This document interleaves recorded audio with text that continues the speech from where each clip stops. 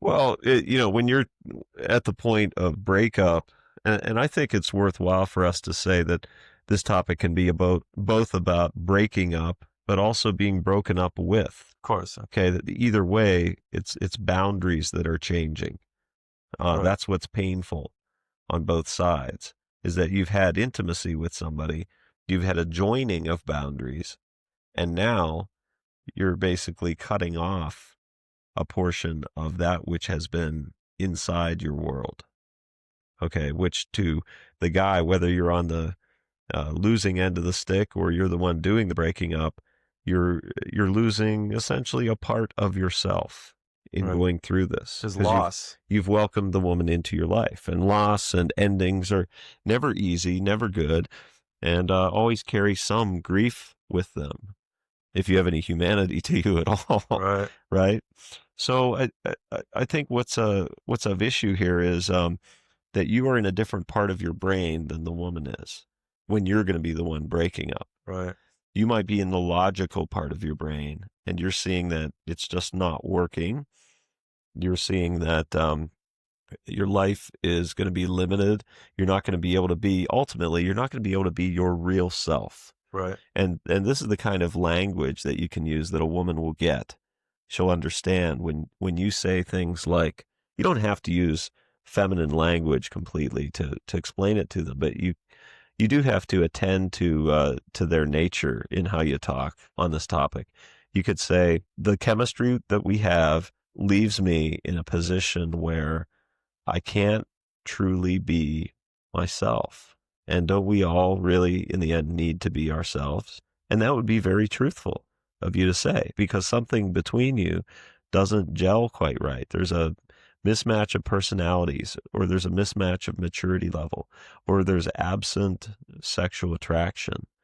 And you've probably done some things to try to correct it, but left with one of those three things missing, you can't truly be yourself. Because if What are the you're three things again? There's sexual well, attraction. well, there's the gelling of your personalities, that your personalities get along well with each other. You're a good team together. In other words, there's a friendship, a matching of maturity level, that you like some of the same things, you think on the same level intellectually, and you both have good boundaries. You have similar levels of maturity, because we attract those who are of similar maturity level usually, unless we're blinded by the woman's good looks, right? Right. And then finally, sexually, sexual compatibility and sexual interest and sexual attraction. So if one of those three areas is absent, then you're living an incomplete life if you're going to be in a relationship. And so it would be an honest thing to say, I can't truly be myself. And it's not your fault. It's our compatibility that's causing me to not be able to truly be myself. Women, a fixer or people pleasing woman, maybe with poor boundaries, doesn't want to hear that. That's a no. And maybe she says, well, I can change or I She'll can make fix. it be about herself. When you say it's not, how women hate this phrase, it's not you, it's me, Right. right? And they even make jokes about it and build it into romantic comedies as a punchline. But it really can be true that it's not you, it's me. It's that I don't gel well with your personality. And it's not your fault that you have the personality you have and that I have the one I have. It really is nobody's fault. But the reason women have such a distaste for that phrase is that it takes away control from them. Right. At least if they could blame themselves for making a mistake, that gives a degree of control. Meaning, if only I had done something different, if Right. only I had done this or that, I would have controlled the relationship to head toward what I want. So in a lot of ways, it feels more hurtful to them to have to come face to face with the fact that it's nobody's fault.